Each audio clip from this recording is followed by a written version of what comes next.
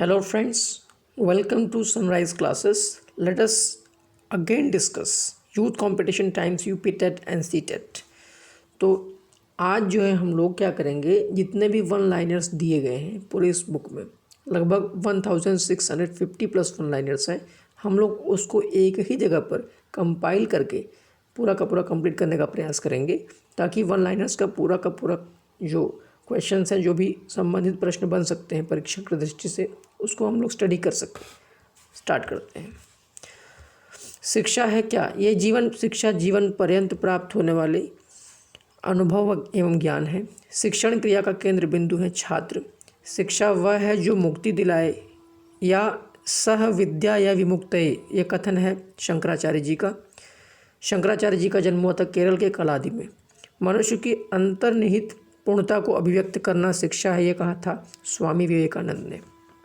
शिक्षा का अर्थ उन सर्वमान्य विचारों को विकसित करना है जो प्रत्येक मनुष्य के मस्तिष्क में विलुप्त होती है, ये कहा था सुकरात ने।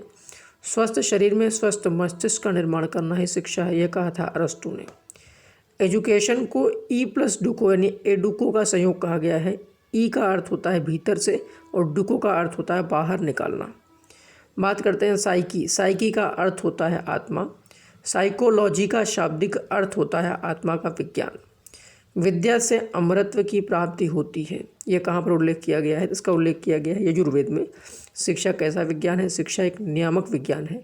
मनोविज्ञान की प्रकृति होती है वैज्ञानिक। किसके अनुसार मनोविज्ञान चेतना का विज्ञान है? तो मनोविज्ञान जो है चेतना का विज्ञान, ऐसा जेम्स ने कहा था भैया। शिक्षा मनोविज्ञान की परिधि। जैसे शिक्षा के 3 स्तंभ होते हैं, जैसे हम बात कर रहे थे शिक्षा के 3 स्तंभ की, तो शिक्षक, शिक्षार्थी और पाठ्यक्रम। उसी प्रकार शिक्षा मनोविज्ञान यानी एजुकेशनल साइकोलॉजी के 3 क्षेत्र हैं: शिक्षार्थी, शिक्षण प्रक्रिया व शिक्षण दशाएं। मनोविज्ञान के सबसे अधिक प्रयोग की जाने विधि कौन सी है? तो निरीक्षण विधि। सबसे अधिक प्रयोग की जाने वाली विधि है निरीक्षण विधि। शिक्षा मनोविज्ञान की विधियां देख लेते हैं फटाफट। निरीक्षण विधियां, प्रयोगात्मक विधियां और विवरणात्मक विधियां। इसमें निरीक्षण के बारे में देखो 2 बार उसको एक्सपेंड किया गया है 2 टाइप्स में, अंतर्दर्शन विधि और बहिर्दर्शन विधि। विवरणात्मक विधियों को डिवाइड किया गया है जीवन इतिहास विधि में, विकासात्मक विधि में, तुलनात्मक विधि में, नैदानिक विधि में और सर्वेक्षण विधि में। नेक्स्ट हम बात करते हैं अगले पॉइंट्स पर। शिक्षा मनोविज्ञान का अध्ययन अध्यापक को इसलिए करना चाहिए ताकि इसकी सहायता से अपने शिक्षण को अधिक प्रभावशाली बना सके। शिक्षण क्या है? ये ज्ञानार्जन है। मनोविज्ञान का शाब्दिक अर्थ है मन का विज्ञान। शाब्दिक अर्थ की बात हो रही है, मन का विज्ञान। मनोविज्ञान मानव एवं पशु व्यवहार का विज्ञान है, ये कहा था मॉर्गन ने। शिक्षा मनोविज्ञान में अध्ययन किया जाता है मानव व्यवहार एवं शैक्षणिक परिस्थितियों का। मनोविज्ञान से क्या तात्पर्य है? व्यवहार का विज्ञान है भैया ये। मनोविज्ञान व्यक्ति के व्यवहार एवं आचरण का यथार्थ विज्ञान है, ये कथन है मैकडूगल का। मैकडूगल कहते हैं कि भैया मनोविज्ञान जो है ये व्यक्ति के व्यवहार एवं आचरण का यथार्थ विज्ञान है।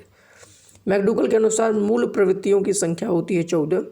शिक्षा को मनोवैज्ञानिक आधार की आवश्यकता क्यों है? क्योंकि बालकों के आंतरिक एवं बाह्य गुणों का पता लगाने के लिए तथा शैक्षिक समस्याओं के समाधान हेतु शिक्षा को मनोवैज्ञानिक आधार की आवश्यकता होती है। शिक्षा की दृष्टि से बालक की महत्वपूर्ण आवश्यकता है। तो शिक्षा की दृष्टि से बालक की महत्वपूर्ण आवश्यकता क्या है? बालकों के साथ मनोवैज्ञानिक व्यवहार की आवश्यकता करना ही ये है आवश्यकता। शिक्षा मनोविज्ञान शिक्षण विधियों के चयन में शिक्षक की सहायता करता है, ये कहा था स्किनर ने। स्किनर ने कहा कि भैया शिक्षा मनोविज्ञान जो होता है वो शिक्षण विधियों के चयन में शिक्षक की सहायता करता है। कैसे मेथड्स यूज़ करने हैं। मनोविज्ञान क्या है? यह विधायक विज्ञान है एक प्रकार से। निरीक्षण विधि में क्या किया जाता है? तो निरीक्षण विधि में दूसरों का अध्ययन किया जाता है, हम निरीक्षण करते हैं। मनोविज्ञान की उचित विषय वस्तु क्या है? व्यवहार। मनोविज्ञान शिक्षा का आधारभूत विज्ञान है, कथन है स्किनर का। शिक्षा मनोविज्ञान का केंद्र कहा। केंद्र कौन होता है शिक्षा मनोविज्ञान का? ये बालक होता है। शिक्षा को द्विध्रुवीय किसने कहा? तो एडम्स ने कहा। शिक्षा के 3 ध्रुव कौन से हैं? तो शिक्षक, शिक्षार्थी, पाठ्यक्रम।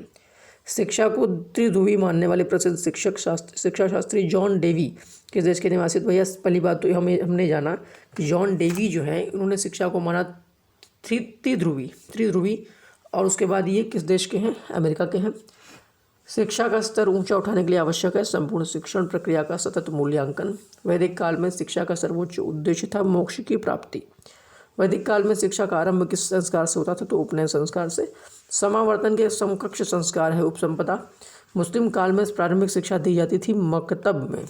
ठीक है, तो ये आपका इस ये चैप्टर क्लियर होगा। नेक्स्ट चैप्टर आपका है विकास की अवधारणा एवं इसका अधिगम से संबंध। यहाँ पर क्या कहा गया है, विकास की अवधारणा एवं इसका अधिगम से संबंध। सामान्यतः विकास की 5 अवस्थाएं होती हैं। पहला तो गर्भाधान अवस्था, इसकी आयु होती है गर्भाधान से जन्म 9 माह 10 दिन तक लगभग। शैशवावस्था, इसमें जन्म से 5 से 6 वर्ष तक आपका शैशवावस्था होता है। बाल्यावस्था आपका 6 से 12 वर्ष तक होता है। यहाँ पे शैशवावस्था 6 से 12, बाल्यावस्था 6 से 12 वर्ष, किशोरावस्था 12 से 18 वर्ष, प्रौढ़ावस्था होता है 18 वर्ष के बाद। एक बार फिर इसको रिपीट करते हैं। विकास की अवधारणा एवं इसका अधिगम से संबंध। सामान्यतः विकास की 5 अवस्थाएं होती हैं। पहला तो गर्भाधान अवस्था, गर्भाधान से जन्म यानी 9 माह 10 दिन तक। शैशवावस्था, इसमें जन्म से 5 या 6 वर्ष तक। बाल्यावस्था 6 से 12 वर्ष, किशोरावस्था 12 से 18 वर्ष, प्रौढ़ावस्था 18 वर्ष के बाद। मनोवैज्ञानिक ने शैक्षणिक दृष्टि से बाल विकास को 3 भागों में बांटा गया, शैशवावस्था, बाल्यावस्था और किशोरावस्था। सामाजिकरण प्रक्रिया के प्रारंभ होने की अवस्था है शैशवावस्था। एक नवजात शिशु का कद ऊंचाई यानी होती है 19.5 इंच यानी 19.5 इंच। एक नवजात शिशु का भार होता है 7.5 पाउंड 7.5 पाउंड। शैशवावस्था को सीखने का आदर्श काल है शैशवावस्था को सीखने का आदर्श काल कहा है वैलेंटाइन ने। सबसे तेज शारीरिक विकास होता है शैशवावस्था में। विकास की प्रक्रिया होती है गर्भावस्था से लेकर जीवन पर्यंत तक। शैशवावस्था में वृद्धि वृद्धि तीव्र होती है, मतलब उस ग्रोथ होता है वो तेज होता है। जन्म से किशोरावस्था तक की गतिविधियों का अध्ययन किया जाता है बाल मनोविज्ञान में। व्यक्तित्व विकास की नींव पड़ती है बचपन में। 3 से 6 वर्ष तक बच्चा अर्ध स्वप्नों में रहता है। ये विचार कहा है थॉर्नडाइक ने कहा भैया कि 3 से 6 वर्ष तक बच्चा जो होता है ना अर्ध स्वप्न में रहता है। शैशवावस्था द्वारा जीवन का पूरा क्रम निश्चित होता है, ये कहा है एडलर ने कहा कि शैशवावस्था द्वारा जीवन का पूरा क्रम डिसाइड होता है। फिर मनुष्य को जो कुछ बनना होता है प्रारंभ के 4-5 वर्षों में बन जाता है, कथन है सिगमंड फ्राइड का।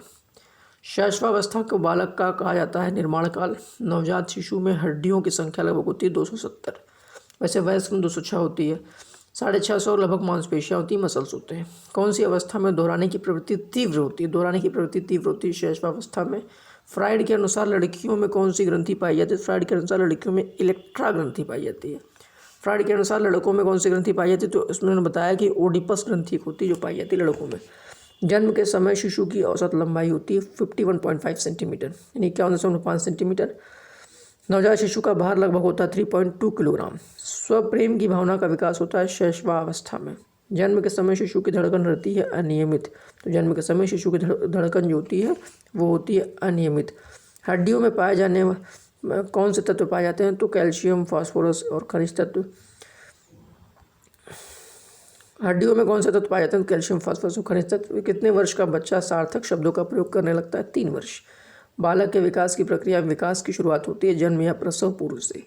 जन्म के समय बालक बालिका से लगभग 1 या 2 सेंटीमीटर लगभग लंबा होता है, ठीक है ना।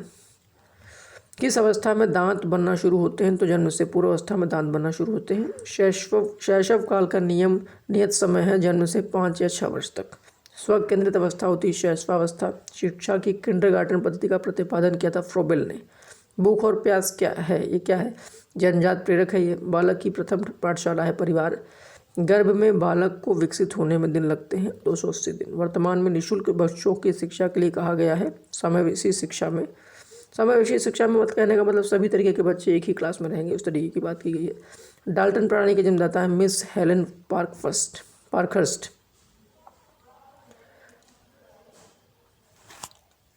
शैशवावस्था की प्रमुख मनोवैज्ञानिक विशेषता है मूल प्रवृत्त्यात्मक व्यवहार। तो डाल्टन प्रणाली के जन्मदाता है मिस हेलेन पार्कहर्स्ट। शैशवावस्था की प्रमुख मनोवैज्ञानिक विशेषता है मूल प्रवृत्त्यात्मक व्यवहार। मनोवैज्ञानिकों के अनुसार छोटे बच्चों को किस आयु में स्कूल भेजना चाहिए? 5 वर्ष। दूध के दांत होते हैं 20। सामान्य बालक किस आयु में ध्वनि उच्चारण शुरू करते हैं? तो 9 से 15 माह के मध्य। जन्म के समय शिशु के मस्तिष्क का भार होता है 350 ग्राम। शैशवावस्था में बच्चे का संवेगात्मक विकास होता है उत्तेजनापूर्ण। बाल्यावस्था की आयु होती है 6 से 12 वर्ष।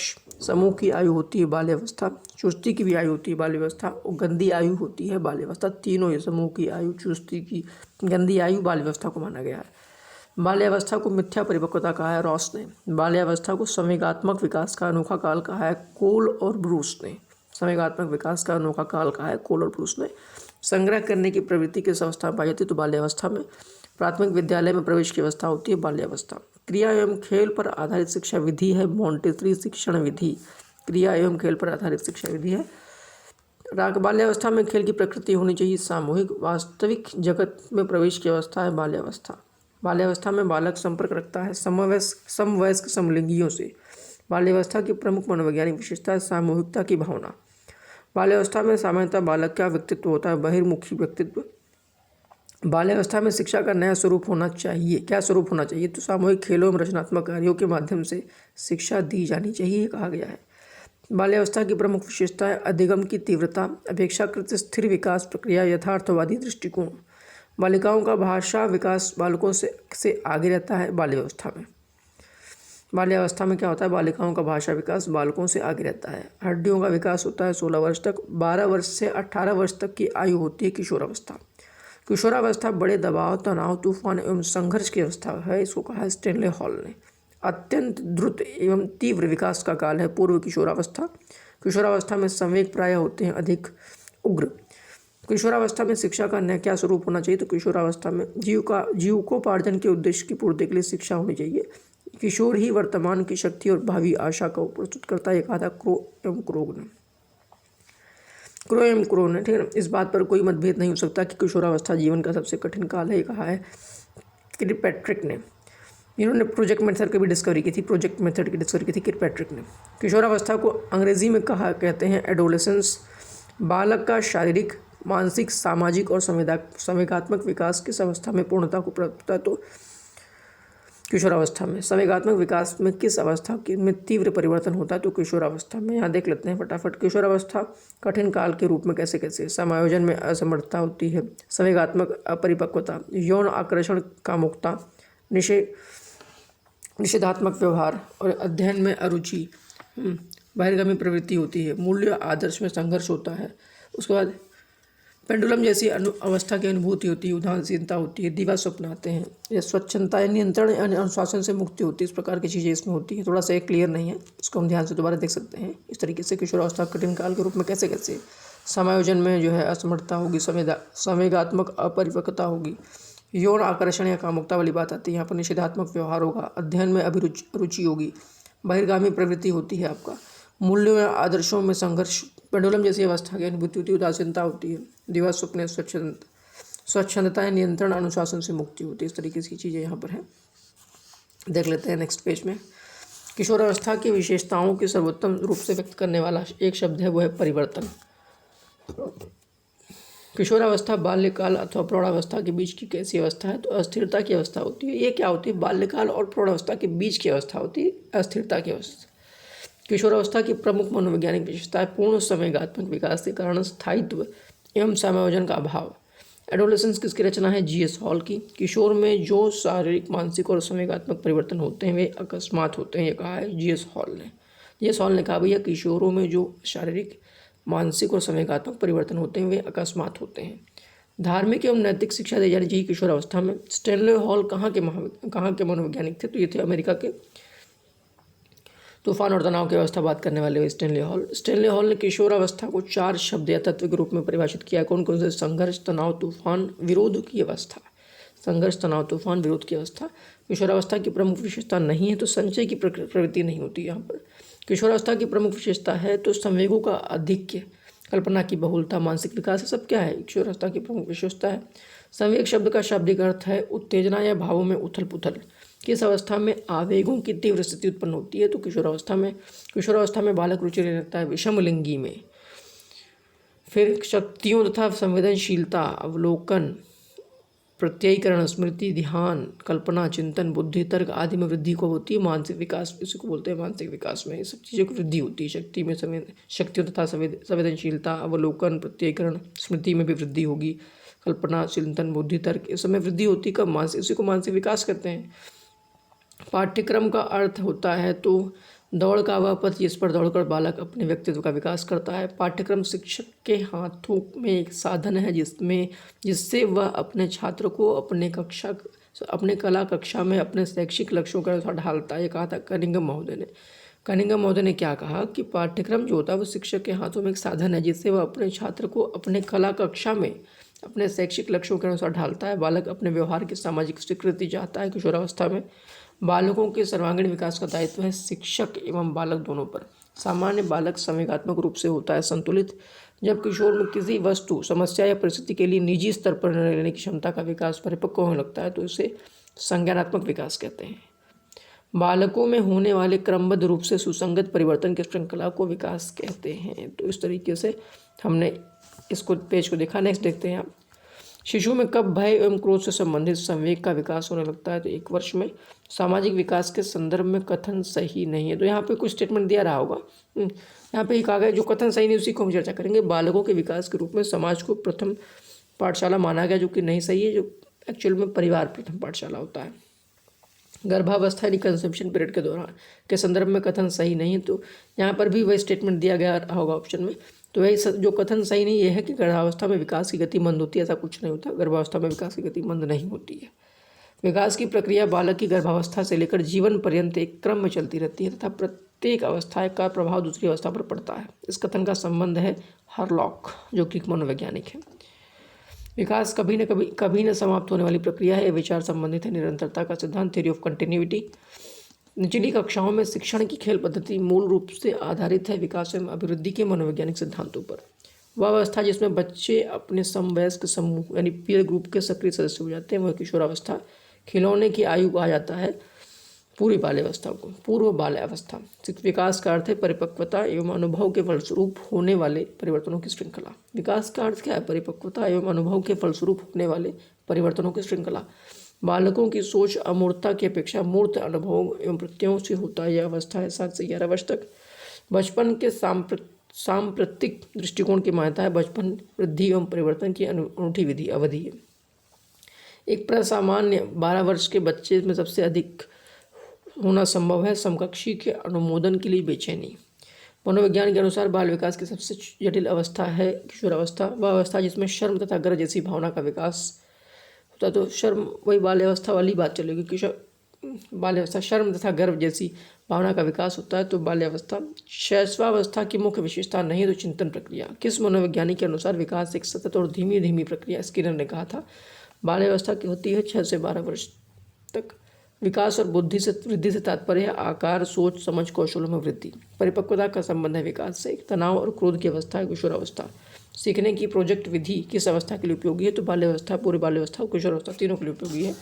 बच्चे के विकास के लिए शिरस्थ सिद्धांत के अनुसार सत्य कथन क्या है? तो विकास सिर से पैर की ओर होता है। यही शिरस्थ सिद्धांत, सिर से पैर की ओर। संक्षिप्त रूप से PSRN जो कि विकास से संबंधित व्याख्या करता है समस्या समाधान, तार्किकता एवं आंकिक क्षमता यानी PSRN यानी problem solving, reasoning and numeracy, यही सब बातें कही गई PSRN में। वाइगोत्स्की ने बाल विकास के विषय में कहा है कि यह सामाजिक अनुक्रिया का उत्पाद होता है। विकास का सिद्धांत है सभी की विकास दर समान नहीं होती। एक बात भी जान लेना। मानव विकास के क्षेत्रों में विभाजित किया जा सकता है शारीरिक, संज्ञानात्मक, संवेगात्मक और सामाजिक। शारीरिक, संज्ञानात्मक, संवेगात्मक और सामाजिक। विकास शुरू होता है प्रसव पूर्व अवस्था से। वम्ब टुटुम की अवस्था है ये गर्भ से कब्र तक। किशोर अनुभव कर सकते हैं दुश्चिंता और स्वयं के से सरोकार का। मिश्रित आयु वर्ग वाले विद्यार्थियों की कक्षा से व्यवहार रखने वाले शिक्षक के लिए सर्वाधिक महत्वपूर्ण है विकासात्मक अवस्थाओं का ज्ञान। संकल्पनाओं की व्यवस्थित प्रस्तुति विकास के किन सिद्धांतों के साथ संबंधित हो सकती है? तो विकास विषम जातीयता से स्वायत्ता की ओर अग्रसर होता है। मानव वृद्धि एवं विकास के समझ शिक्षक को विविध शिक्षार्थियों के शिक्षण के बारे में स्पष्टता योग्य बनाती है। विकास का वही संबंध परिपक्वता से है जो उद्दीपन का प्रतिक्रिया से है।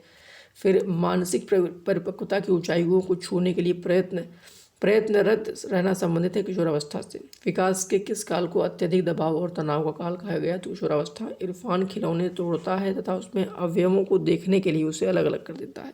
तो आप क्या करेंगे? उसकी जिज्ञासु प्रवृत्ति को बढ़ावा देंगे तथा उसकी ऊर्जा को दिशा प्रदान करेंगे। मानव विकास की वह अवस्था जिसे सुनहरी अवस्था कहा गया तो बाल्यावस्था। बच्चे अपनी वृद्धि के व विकास हेतु कठोर अध्ययन करते हैं, यह कहा है मैस्लो ने। परिपक्व विद्यार्थी अपने अध्ययन में कभी कभी भावनाओं की सहायता चाहते हैं। 14 वर्षीय देविका अपने आप में पृथक स्वनियंत्रित व्यक्ति की भावना को विकसित करने का प्रयास कर रही है। वह विकसित कर रही है स्वायत्ता, इसे कहते हैं स्वायत्ता विकसित करने का प्रयास कर रही है। आगे देखते हैं, एक अध्यापक या अध्यापिका ने पाया कि एक विद्यार्थी वर्ग बनाने में कठिनाई अनुभव कर रहा है। उसने अनुमान लगाया कि वह हीरे का चित्र बनाने में भी कठिनाई अनुभव करेगा। उसने किस सिद्धांतों पर आधारित होकर यह अनुमान लगाया? तो उसने क्या किया, देखो विकास उसने अनुमान लगाया इस बात पर सोच करके कि विकास एक व्यवस्थित क्रम में होने की प्रवृत्ति से संबंध है। अगर वो बच्चा जो है अगर वो एक स्क्वायर नहीं बना पा रहा है, इसका मतलब हीरा भी नहीं बना पाएगा वो। नेक्स्ट, मानव विकास का सही क्रम क्या है? शैशवावस्था, बाल्यावस्था, किशोरावस्था, प्रौढ़ावस्था। शैशवावस्था, बाल्यावस्था, किशोरावस्था, प्रौढ़ावस्था। फ्राइड की विकास अवस्थाओं के अनुसार किस अवस्था को प्रारंभिक विद्यालय आयु समझा जाता है? तो अव्यक्तावस्था करके है एक व्यवस्था, इसमें अव्यक्तावस्था यह आपका है, अव्यक्तावस्था यह आपका है। विशेष अवधि के दौरान विकास प्रगति करता है, लेकिन उस अवधि में समायोजन के लिए विराम करता है। यह विकास के किस नियम के अनुसृत करता है? तो यह विकास के विभिन्न दर का सिद्धांत है। यह अलग अलग रेट ऑफ डेवलपमेंट होगा ना। सर्वाधिक उपयुक्त जीवित रहता है, यानी सर्वाइवल ऑफ द फिटेस्ट। तो डार्विन का सिद्धांत है कि सर्वाइवल ऑफ द फिटेस्ट, जो सबसे बेस्ट रहेगा, सबसे फिट रहेगा, वही सर्वाइव कर पाएगा। डार्विन, चार्ल्स डार्विन की किताब है the origin of species, Darwin महोदय की। शैशवावस्था की प्रमुख मनोवैज्ञानिक विशेषता है अनुकरणात्मक प्रवृत्ति का प्रभाव। किशोरावस्था में संवेगों की तीव्रता किस प्रकार प्रकट होती है? तो नई परिस्थितियों में से संघर्ष के प्रकार से प्रकट होती है। बच्चों के शाब्दिक या गैर शाब्दिक दंड देने का परिणाम होता है उनके स्वयं के प्रति अवधारणा को नष्ट करना। प्रारंभिक बाल्यावस्था अवधि के दौरान उन भूमिकाओं एवं व्यवहारों के विषय में जानकारी प्रदान करते हैं जो एक समूह में स्वीकार्य है, माता पिता एवं भाई बहन। कौन सा आयु वर्ग परवर्ती बाल्यावस्था की श्रेणी के अंतर्गत आता है? तो 6 से 11 वर्ष। फिर बच्चे जो होते हैं जिज्ञासु प्राणी होते हैं, जो अपने चारों ओर के जगत को खोजने के लिए अपने ही तर्कों और क्षमताओं का उपयोग करते हैं। कोल के अनुसार शैशव काल की अवधि है जन्म से 2 वर्ष तक। विकास सामान्य से विशिष्ट की ओर बढ़ता है, जनरल टू स्पेसिफिक। जब वयस्क सहयोग से सामंजस्य कर लेते हैं तो वे बच्चे के वर्तमान स्तर के प्रदर्शन को संभावित क्षमता के स्तर के प्रदर्शन की तरफ प्रगति क्रम को सुगम बनाते हैं। इसे कहा जाता है समीपस्थ अधिगम। फिर एक बात को ध्यान से देख लेते हैं, जब वयस्क सहयोग से सामंजस्य कर लेते हैं तो वे बच्चे के वर्तमान स्तर के प्रदर्शन को संभावित क्षमता के स्तर के प्रदर्शन की तरफ प्रगति क्रम को सुगम बनाते हैं। इसे कहा जाता है समीपस्थ अधिगम। मध्य बाल्यावस्था में भाषा के सामाजिकृत बजाय आम केंद्रित अधिगम, मतलब कि ये जो मध्य बाल्यावस्था में भाषा का क्या होता है, सामाजिकरण अध्ययन होता है, न कि आम केंद्रित अधिगम होता है। नेक्स्ट बात कर लेते हैं, विकास और अधिगम के बीच संबंध को सर्वश्रेष्ठ रूप से जोड़ता है। अधिगम और विकास एक जटिल तरीके से अंतर संबंधित है। स्टेनले हॉल के अनुसार अधिक तनाव और तूफान की अवस्था है। किशोरावस्था बालक के व्यक्तिगत विकास को प्रभावित करता है। आनुवंशिकता, बौद्धिक और सामाजिक वातावरण। अहम केंद्रिकता का विकास नहीं होता किशोरावस्था में। किस प्रकार के विकास से एकाग्रता तथा सृजनात्मकता का संबंध है? बौद्धिक विकास से। एक बालक पहले पूरे हाथ को, फिर उंगलियों को तथा फिर हाथ और उंगलियों को एक साथ चलाना सीखता है। यह उदाहरण वृद्धि और विकास के किस सिद्धांत को दर्शाता है? तो एकीकरण का सिद्धांत है। 16 वर्षीय राहुल अपने प्रथम स्वनियंत्रित व्यक्ति की भावना को विकसित करने का प्रयास कर रहा है। वह विकसित कर रहा है स्वायत्ता। मानसिक वृद्धि और विकास में महत्वपूर्ण भूमिका निभाता है सीखना तथा परिपक्वता दोनों ही।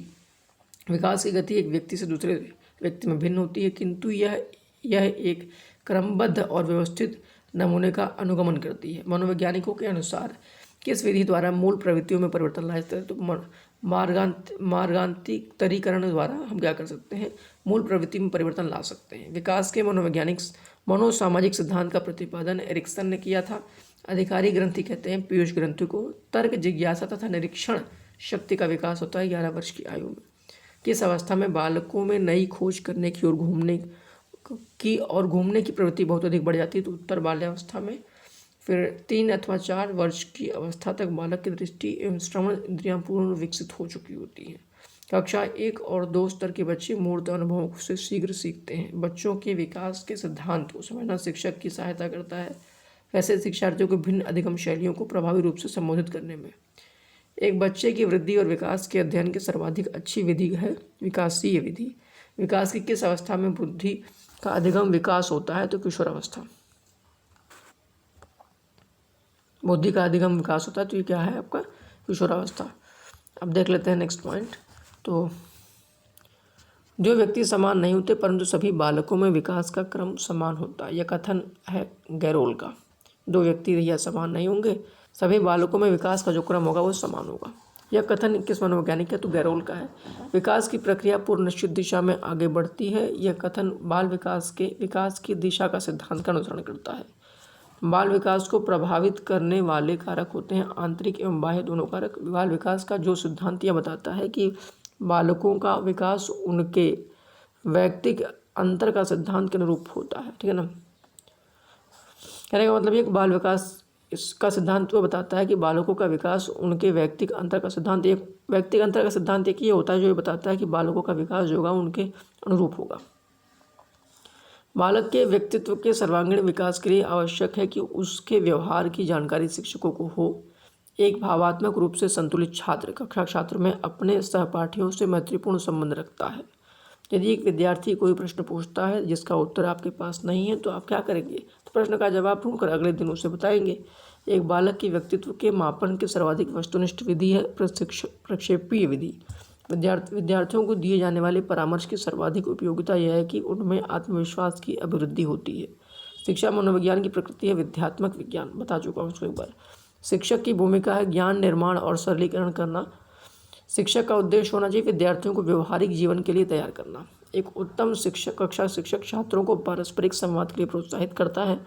शिक्षा प्रभावी हो जाती है यदि छात्र केंद्रित अनुदेशन और अंतःक्रियात्मक विधियों का उपयोग किया जाए। तो सामान्यतः छात्रों में पठन पाठन के लिए विशिष्टताएं होती हैं। तो कैसी विशिष्टताएं? अधिगम्य क्रियाशीलता, छात्रों में सीखने की योग्यता या स्वयं क्रिया करके नवीन अनुभवों द्वारा ज्ञान निर्माण करना है सब।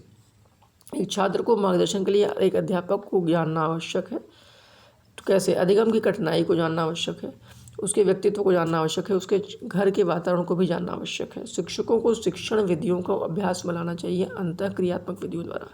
कक्षा का एक शरारती बालक अन्य छात्रों को परेशान करता है। एक अध्यापक को उसकी समस्या का कारण जानने हेतु किस विधि का प्रयोग करना चाहिए? व्यक्तिगत अध्ययन विधि, वही है व्यक्तिगत अध्ययन विधि। पठन पाठन में शिक्षकों को करना चाहिए पठन पाठन में शिक्षकों को क्या करना चाहिए? तो जिज्ञासु प्रवृत्ति को बढ़ावा देना चाहिए। एक चिंतनशील शिक्षक कक्ष में ऐसी परिस्थिति उत्पन्न कर सकता है कि छात्रों और शिक्षकों में पारस्परिक अंतःक्रिया को प्रोत्साहन मिले। अनुकूलीय एवं सकारात्मक व्यवहार के लिए छात्र में जीवन कौशल आवश्यक है। निर्णय लेने की योग्यता, भावनाओं और तनाव के साथ सामंजस्य, ये सब चीज़ें देख लेते हैं आगे क्या दिया गया है। शिक्षकों की भूमिका कैसी होती है? छात्र केंद्रित क्रिया आधारित। शिक्षकों की भूमिका है छात्र केंद्रित क्रिया आधारित अंतःक्रियात्मक अधिगम का सृजन करना। शिक्षार्थी जो पहले सीख चुके हैं उसकी पुनरावृत्ति और प्रत्यास्पण में शिक्षार्थियों की मदद करना महत्वपूर्ण है। नई जानकारी को पूर्व जानकारी से जोड़ने के लिए एवं सीखने को समृद्ध बनाता है। विद्यार्थियों के सीखने में जो रिक्तियाँ रह जाती हैं उनके निदान के बाद समुचित उपचारात्मक कार्य होना चाहिए। शिक्षार्थियों को आत्मनियमन की ओर संकेत करता है कि स्व अनुशासन और नियंत्रण। सृजनात्मक उत्तरों के लिए आवश्यक है मुक्त उत्तर देने वाले प्रश्न। बच्चे के विकास के सिद्धांत को समझना शिक्षक की सहायता करना है, यानी शिक्षार्थियों की भिन्न अधिगम शैलियों को प्रभावी रूप से संबोधित करने में। बच्चे के उचित विकास को सुनिश्चित करने के लिए उसका स्वस्थ शारीरिक विकास एवं महत्वपूर्ण पूर्व आवश्यकता है। यह कथन सही है क्योंकि शारीरिक विकास के अन्य पक्षों के साथ अंतः संबंधित है। बच्चों की सीखने की प्रक्रिया में माता पिता को अग्रोन्मुखी भूमिका निभानी चाहिए। मन का मानचित्रण संबंधित है बोध यानी समझ बढ़ाने की तकनीक से। एक शिक्षक अपने लोकतांत्रिक स्वभाव के कारण विद्यार्थियों को पूरी कक्षा में कहीं भी बैठने की अनुमति देता है। कुछ शिक्षार्थी एक साथ बैठते हैं और चर्चा करते हैं या सामूहिक पठन करते हैं, कुछ चुपचाप बैठकर अपने आप पढ़ते हैं। एक अभिभावक को यह पसंद नहीं आता। इस स्थिति में निपटने का बेहतर तरीका यही कि अभिभावकों को शिक्षा पर विश्वास व्यक्त करना चाहिए और शिक्षक के साथ सामंजस्य कर चर्चा करनी चाहिए। प्राथमिक स्तर पर एक शिक्षक में सबसे महत्वपूर्ण विशेषता होनी चाहिए धैर्य और दृढ़ता। शिक्षा के क्षेत्र में पाठ्यचर्या शब्दावली क्या है, किसकी ओर संकेत करता है? ये विद्यालय का संपूर्ण कार्यक्रम होता है जिसमें विद्यार्थी प्रतिदिन अनुभव प्राप्त कर सकता है। एक शिक्षक को अपने विद्यार्थियों की क्षमताओं को समझने का प्रयास करना चाहिए। इस उद्देश्य के संबद्ध क्षेत्र है शिक्षा मनोविज्ञान। श्वेता अक्सर घर ज़्यादा बात नहीं करती लेकिन विद्यालय में वह काफ़ी बात करती है। यह दर्शाता है कि उसके विचारों को विद्यालय में मान्यता मिली है। एक बच्चा कक्षा में प्रायः प्रश्न पूछता है, उचित रूप से इसके अर्थ है कि वह अधिक जिज्ञासु है। एक बच्चा प्रायः सहपाठियों के साथ झगड़ता है, आप क्या करेंगे? तो आप पहले तो हम कारण का पता लगाएंगे और प्रयास करेंगे तथा उसके ऊपर उसके हिसाब से परामर्श देंगे। शिक्षकों को ज्ञान होना चाहिए अध्यापन विषय एवं बाल विज्ञान बाल मनोविज्ञान का। इस तरीके से नेक्स्ट देखते हैं पेज नंबर 8। यहाँ कुछ पेजेस जो है ब्लर हैं, वर्ड्स क्लियर नहीं है, तो फिर भी वॉइस क्लियर होगी तो वॉइस के अनुसार इस चीज़ को बैलेंस करने का प्रयास करें, मैनेज करने का प्रयास करें। शिक्षा मनोविज्ञान की दृष्टि से बच्चे अपने ज्ञान का सृजन करते हैं स्वयं। परामर्श का उद्देश्य बच्चे को समझना, कमियों के कारण का पता करना, बच्चों को समायोजन में सहायता प्रदान करना। शिवानी द्वारा पूछे गए एक प्रश्न का उत्तर शिक्षक तत्काल नहीं दे सकता है। शिक्षक की प्रतिक्रिया होनी चाहिए कि शिक्षक द्वारा इस प्रश्न का सही उत्तर बाद में समझ कर देंगे। बच्चे की जिज्ञासा शांत करनी चाहिए तत्काल जब विद्यार्थी द्वारा जिज्ञासा की गई हो। बाल मनोविज्ञान के आधार पर सर्वोत्तम कथन है, प्रत्येक बच्चा विशिष्ट होता है। आप अनपढ़ माता पिता के बच्चे को अंग्रेजी सिखाना चाहते हैं, मातृभाषा की सहायता से अंग्रेजी सिखाने का प्रयास करेंगे उस वक्त। एक अच्छा अध्यापक विद्यार्थियों के मध्य बढ़ावा देता है सहयोग की भावना को। शिक्षक एवं विद्यार्थी के मध्य संबंध होना चाहिए स्नेह विश्वास सम्मान का। बच्चों में नैतिकता की स्थापना के लिए सर्वोत्तम मार्ग है शिक्षक का आदर्श रूप में व्यवहार करना। मधु गणित में कमज़ोर है, एक अच्छे अध्यापक की दृष्टि में उसके गणित में कमज़ोर होने का कारण हो सकता है गणित शिक्षण की शिक्षण विधि त्रुटिपूर्ण है, मतलब सही से उसको पढ़ाया नहीं गया है मेथड। उत्तर बाल व्यवस्था में बालक भौतिक वस्तुओं को किस आवश्यक तत्वों में परिवर्तन समझने लगता है? तो द्रव्यमान, संख्या और क्षेत्र। सकारात्मक गणना का उदाहरण है मित्रों के द्वारा उपहास। प्राथमिक विद्यालयों में बालकों के लिए बेहतर मानते हैं वीडियो अनुरूपण प्रदर्शन, स्वयं के द्वारा किया गया अनुभव। बालकों की सोच अमूर्तता की अपेक्षा मूर्त अनुभवों एवं प्रत्ययों से होता है 7 से 12 वर्ष तक। जिन इच्छाओं की पूर्ति नहीं होती उनका भंडार गृह है इदम। इन इच्छाओं की उसका भंडार गृह है इदम। फिर शामपट को शिक्षण साधन सामग्री के किस समूह में अंतर्मुख किया जाता है? तो दृश्य साधन। शिक्षण कुशलता से संबंधित है शामपट पर लिखना, प्रश्नों को हल करना, प्रश्न पूछना। एक अभिभावक से विद्यालय में मिलने के लिए कभी नहीं आता, आप स्वयं उनसे मिलने जाएंगे। वह स्तर जिसमें बच्चा किसी वस्तु एवं घटना के बारे में तार्किक रूप से सोचना शुरू करता है वह कहा जाता है मूर्त क्रियात्मक अवस्था। विद्यार्थियों को विद्यालय में खेलना उचित है, यह सहयोग और शारीरिक संतुलन का विकास करेगा। परिवार एक साधन है अनौपचारिक शिक्षा का। एक शिक्षक के लिए सबसे महत्वपूर्ण है विद्यार्थियों की कठिनाइयों को दूर करना। आप एक अति सक्रिय छात्र को कैसे सही दिशा में लाएंगे? उसकी सक्रियशीलता को सही दिशा देकर। इस तरीके से हमने देखते हैं आगे। एक शिक्षक को साधन संपन्न होना चाहिए। इसका अर्थ यह है कि उनको अपने विद्यार्थियों की समस्याओं को हल करने का पर्याप्त ज्ञान होना चाहिए। यदि एक विद्यार्थी कक्षा में भाग लेने से संकोच करता रहेगा तो आप उससे केवल तब प्रश्न पूछेंगे जब वह उनके उत्तर देने के लिए उत्साहित हो। अपने विद्यार्थियों को समझने के लिए एक शिक्षक को अच्छा जानकार होना चाहिए बाल मनोविज्ञान का, बच्चों को समझने की प्रवृत्ति का, विषय वस्तु के प्रति विद्यार्थियों के मत का भी। बाल विकास की परिभाषा का अध्ययन क्षेत्र है जो किसी बच्चे का संज्ञानात्मक सामाजिक तथा दूसरे सामर्थ्यों का क्रमिक विकास के लिए उत्तरदायी होना। ये तमाम चीज़ें इंपॉर्टेंट है। मनोविज्ञान शिक्षा का आधारभूत विज्ञान है, किसने कहा? स्किनर ने। शिक्षा मनोविज्ञान की उत्पत्ति का वर्ष कौन सा माना जाता है? 1920। एक बच्चे की वृद्धि और विकास की सर्वाधिक अच्छी विधि है विकासीय विधि। संकल्पनाओं की व्यवस्थित प्रस्तुति विकास के किस सिद्धांतों के साथ संबंधित हो सकती है? तो विकास विषम जातीयता से स्वायत्तता की ओर अग्रसर होता है। अच्छी स्मृति की विशेषताएं क्या हैं? शीघ्र पुनःस्मरण, शीघ्र पहचानना, उनकी धारणा, सब चीज़ें। शैशवावस्था के लिए उत्तम शिक्षण विधि है मॉन्टेसरी विधि, खेल विधि, किंडरगार्टन विधि। बाल विकास में प्रक्रिया पर बल है, वातावरण अनुभव की भूमिका पर बल है। गर्भावस्था से किशोरावस्था तक का अध्ययन होता है इसमें। बाल विकास का अध्ययन क्षेत्र है बाल विकास की विभिन्न अवस्थाओं का अध्ययन, वातावरण का बाल विकास पर पड़ने वाले प्रभावों का अध्ययन, व्यक्तिगत विभिन्नताओं का अध्ययन। प्राथमिक स्तर पर मूल्यों की शिक्षा देने की सर्वोत्तम विधि है अध्यापक के व्यवहार में मूल्य स्थापन। मूल्यों के वर्गीकरण में सम्मिलित नहीं है तो कौन ने इसमें ऑप्शन दिया होगा कहीं? हम सिर्फ ये जानेंगे कि ये किन प्रकारेण धनार्जन का मूल्य, ये कोई विधि नहीं है, ठीक है ना। ये मूल्यों के वर्गीकरण का सम्मिलित विधि नहीं है, ये किन प्रकारेण वाला काम। बात करते हैं समान आयु के बच्चों में भी आकृति, योग्यता, स्वभाव, रुचि, प्रवृत्ति और अन्य बातों में बहुत अंतर होता है। इस संदर्भ में विद्यालय की भूमिका है।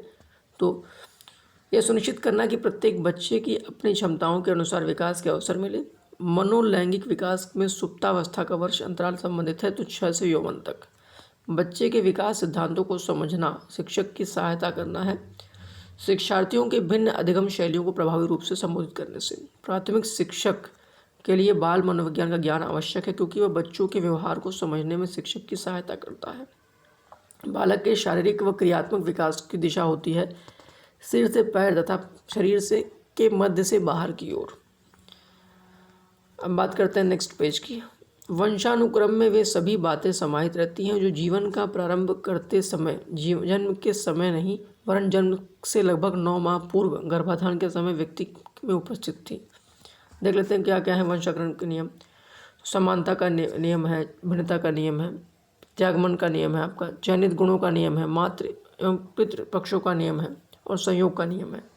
वातावरण शब्द का प्रयोग उन समस्त बाह्य शक्तियों, प्रभावों तथा दशाओं को सामूहिक रूप से वर्णित करने के लिए किया जाता है जो जीवित प्राणियों के जीवन, स्वभाव, व्यवहार तथा बुद्धि विकास का व परिपक्वता को प्रभावित करते हैं। इसका कहा था डगलस ने कहा कि भैया वातावरण शब्द का प्रयोग हम उन समस्त बाह्य शक्तियों, प्रभावों तथा दशाओं को सामूहिक रूप से वर्णित करने के लिए कर सकते हैं जो जीवित प्राणियों के जीवन, स्वभाव, व्यवहार तथा बुद्धि विकास व परिपक्वता को प्रभावित करता है। माता पिता की शारीरिक एवं मानसिक विशेषताओं का संतानों में हस्तांतरण होना वंशानुक्रम है, यह कहा है जेम्स ट्रेवर ने। प्रतिभाशाली माता पिता की संतान कम प्रतिभाशाली तथा निम्न कोटि के माता पिता की संतान उच्च प्रतिभाशाली हो सकती है। यह क्या है? प्रत्यागमन के नियम के अनुसार यह होता है। जब माता पिता के बच्चे उनके विपरीत विशेषताओं वाले विकसित होते हैं तो ये उसको बोलते हैं प्रत्यागमन। वंशानुक्रम व्यक्ति की जन्मजात विशेषताओं का पूर्ण योग है, यह कहा है बी एन झा ने कि वंशानुक्रम व्यक्ति की जन्मजात विशेषताओं का पूर्ण योग है। वातावरण का किस दृष्टि से सबसे अधिक महत्व है? व्यक्तित्व निर्माण। रूसों के शिक्षक संबंधी विचार पुस्तक से मिलते हैं। कौन सी पुस्तक है? एमिल। डेमोक्रेसी इन एजुकेशन पुस्तक लिखी है जॉन डेवी ने। और एक सफल अध्यापक के लिए अधिक आवश्यकताएं हैं। विषय वस्तु का समुचित ज्ञान। मनुष्य स्वतंत्र पैदा होता है किंतु वह बाद में सब ओर से जंजीरों से बांध दिया जाता है, यह कथन है रूसो का। एक संतान में माता पिता के अतिरिक्त पूर्वजों के गुण या लक्षण आते हैं। मतलब आप 1/2 माता पिता के आएंगे, आधे 1/4 दादा दादी के आ सकते हैं, 1/4 1/8 आ सकता है पर दादा या दादी के, 1/16 या 1/32 शेषांश अन्य पूर्वजों से आ सकते हैं। वंश दर वंश आनुवांशिक गुणक्रम होते जाते हैं, गुण कम होते जाते, जैसे बताया गया 1/2 माता पिता में, फिर दादा दादी में 1/4, फिर परदादा में 1/8, फिर 1/16 1/32, ऐसे जैसे जैसे पीढ़ियाँ आएंगी ऐसे इस क्रम से मिलता है। कुछ आनुवांशिक गुण कम होते चले जाते हैं। वंशानुगत रोग है वर्णांतता, हीमोफीलिया। लाल व हरा रंग में भेद नहीं कर पाता कौन? जो वर्णांतता का रोगी होता है, वर्णांतता वो नहीं कर पाता। जैसे डाल्टन कलर ब्लाइंड थे। मनुष्य में चोट लगने या कट जाने पर रुधिर स्राव बंद न होना बीमारी है हीमोफीलिया का। वंशानुगत की इकाई है जीन। विकासवादी सिद्धांत का समर्थक था लेमार्क। वंशानुगत सिद्धांत के जनक थे ग्रेगर जॉन मेंडल। आनुवंशिकी का सिद्धांत किस पौधे पर खोज की? तो मटर पर। इसे का वैज्ञानिक नाम है पाइसम सटाइवम। कौन सा कारक बाल विकास को मुख्य रूप से प्रभावित करता है? आनुवंशिकता। शिशु की औपचारिक संस्था है विद्यालय। अच्छे नैतिक चरित्र का विकास संभव है शिक्षा द्वारा। कौन सी क्षमता वंशानुक्रम जनित है? बुद्धि। बालक की प्रारंभिक अवस्था में बालक पर वातावरण का सबसे अधिक प्रभाव होता है घर का। भाषा विकास पर सर्वाधिक प्रभाव पड़ता है घर का। वर्णांध रोगी किस रंग में अंतर नहीं कर पाता है? तो लाल और हरे रंग में।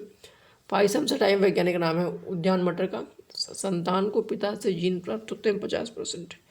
वर्णांध व्यक्ति लाल व हरा रंग में भेद नहीं कर सकता, इसे कौन सा दोष कहा जाता है? तो ये प्रोटीन दोष है। वर्णांध व्यक्ति नहीं बन सकता पायलट। व्यवहार के रचना तंत्र का निर्माण होता है वंशानुगत। व्यवहार का रचना तंत्र का निर्माण ही होता है वंशानुगत। मेंडल का वंशानुगत सिद्धांत प्रकाशित हुआ था 1866 में। वंश परंपरा के मुख्य वाहक हैं पितरैक। रुचियों मूल प्रवृत्तियों में स्वाभाविक आवेगों का स्वस्थ विकास हो सकता है स्वच्छ वातावरण में। भ्रूण में कितने क्रोमोसोम होते हैं? 46 यानी 23 जोड़े।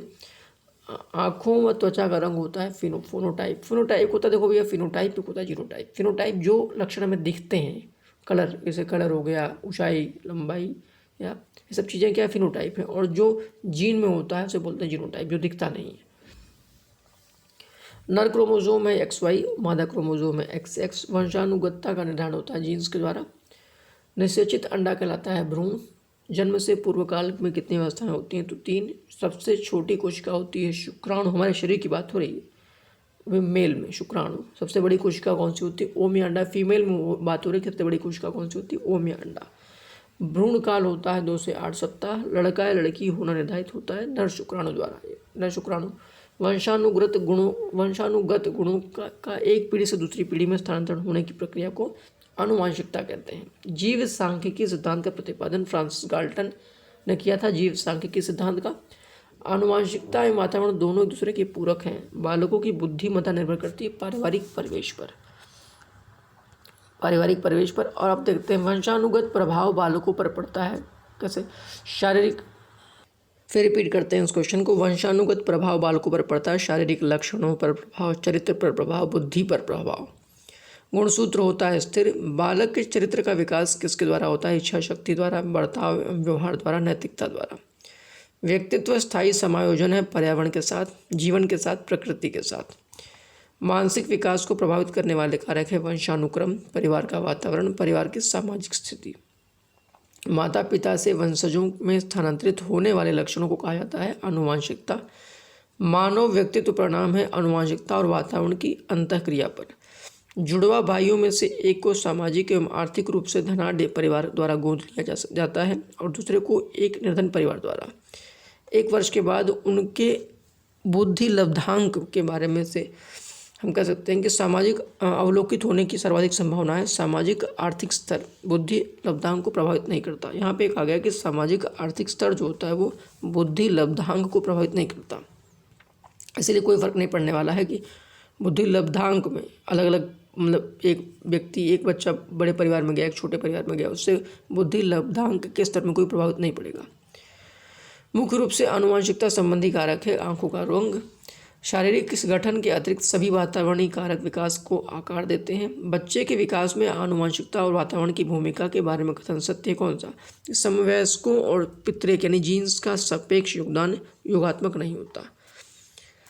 संस्कृति पर शिक्षा का क्या प्रभाव पड़ता है? संस्कृति की निरंतरता को बनाए रखना, संस्कृति के हस्तांतरण में सहायता करना, संस्कृति का परिष्करण। मानवीय विकास में आनुवांशिकता एवं परिवेश की भूमिका के संदर्भ में समुचित कथन है कि विकास के विभिन्न क्षेत्रों में आनुवांशिकता एवं परिवेश का सापेक्षिक प्रभाव परिवर्तनशील है। मनुष्य की बुद्धि आगे की पीढ़ियों में संक्रमित होती है।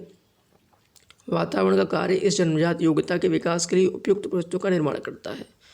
प्रकृति, पालन पोषण, वाद विवाद के संदर्भ में उपयुक्त कथन है तो कौन सा भैया? वंशानुक्रम तथा परिवेश अभिन्न रूप से एक दूसरे से गूंथे हुए हैं और दोनों विकास को प्रभावित करते हैं। व्यक्तित्व विकास में आनुवांशिकता और वातावरण का मिश्रण एक महत्वपूर्ण भूमिका का निर्वाह करता है। क्या बच्चे इसलिए भाषा अर्जित करते हैं क्योंकि उनमें आनुवांशिक रूप से ऐसा करने की पूर्व प्रवृत्ति होती है, या उनके माता पिता प्रारंभिक अवस्था से ही उन्हें गहन रूप से सिखाते हैं? यह प्रश्न आवश्यक रूप से दर्शाता है प्रकृति पोषण विवाद को। किसी व्यक्ति को आकार देने में वातावरण के घटकों की कोई भूमिका नहीं होती क्योंकि प्रत्येक व्यक्ति की वृद्धि उसकी आनुवांशिक संरचना से निर्धारित होती है। यह कथन ठीक नहीं है क्योंकि बहुत से शोध यह सिद्ध करते हैं कि विकास में वातावरण का बहुत बड़ा प्रभाव पड़ सकता है। फिर नेक्स्ट देखते हैं। 1 वर्ष की लड़की खेल कूद में असाधारण 6 वर्ष की लड़की खेल कूद में असाधारण योग्यता प्रदर्शित करती है। उसके माता पिता दोनों ही खिलाड़ी हैं। उसे नित्य प्रशिक्षण प्राप्त करने भेजते हैं और सप्ताहांत में उसे प्रशिक्षण देते हैं। बहुत संभव है कि उसकी क्षमताएं आनुवांशिकता और पर्यावरण दोनों के बीच परस्पर प्रतिक्रिया का परिणाम होगी। प्रकृति पोषण विवाद में प्रकृति से क्या अभिप्राय है? यानी जैविकी विशेषताएं वंशानुक्रम सूचनाएं। वंशानुक्रम तथा पर्यावरण का विशिष्ट अन्योन्य क्रिया का परिणाम विकास के विविध मार्गों और निष्कर्षों के रूप में हो सकता है। व्यक्ति में उन मनोशारीरिक अवस्थाओं का गतिशील संगठन जो उसके पर्यावरण के साथ अद्वितीय सामंजस्य निर्धारित करता है कहलाता है व्यक्तित्व। वातावरण का वह बाहरी शक्ति है जो हमें प्रभावित करती है। ये कहा था रॉस ने। आनुवांशिकता को स्थिर सामाजिक संरचना माना जाता है। मानव विकास किन दोनों के योगदान का परिणाम है? तो वंशानुक्रम एवं वातावरण। व्यक्तित्व एवं बुद्धि में वंशानुक्रम की महत्वपूर्ण भूमिका है। असंगठित घर से आने वाला बच्चा सबसे अधिक कठिनाई का अनुभव करेगा। सुनिर्मित पाठों में किसी भी बालक के मानसिक रूप से अस्वस्थ होने का कारण है परिवार का वातावरण, कक्षा का वातावरण, पास पड़ोस का वातावरण। मानव व्यक्तित्व परिणाम है आनुवंशिकता और वातावरण की अंतःक्रिया का। बच्चों में सीखने और सुनने के लिए अधिगम योग्य वातावरण के लिए उपयुक्त है। विद्यार्थियों को यह छूट देना कि क्या सीखना है और किसे कैसे सीखना है। बच्चों के व्यवहार को समझने के लिए विद्यार्थियों के घर के वातावरण एक महत्वपूर्ण स्थान है तथा इससे प्राप्त सूचना को प्रभावशाली शिक्षा शास्त्र के निर्माण से जोड़ा जा सकता है। यह तथ्य अधिगम के सिद्धांत के संबंध है। पारिस्थितिक मनुष्य की बुद्धि आगे की पीढ़ियों में संक्रमित होती है। वातावरण का कार्य इस जन्मजात योग्यता के विकास के लिए उपयुक्त परिस्थितियों का निर्माण करना है। वह अवस्था जो कि माता के 21वें गुणसूत्र जोड़े से के अलग न होने पाने कारण होता है, यह डाउन सिंड्रोम। 21वां गुणसूत्र जोड़ा अलग नहीं हो पाता है, इसलिए डाउन सिंड्रोम होता है, ठीक है ना। वंशानुक्रम तथा वातावरण के संबंध का व्यक्ति की वृद्धि पर प्रभाव होता है। वंशानुक्रम X वातावरण व्यक्ति को प्रभावित करता है।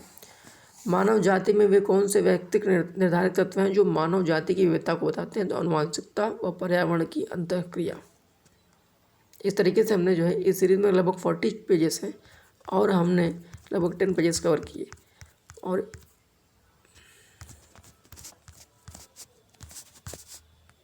नियर अबाउट 46 पेजेस हैं, तो हमने उसमें 10 पेजेस कवर किए। फर्दर वीडियोस और फर्दर इन्फॉर्मेशन हम नेक्स्ट वीडियोस की तरह करेंगे। Thank you.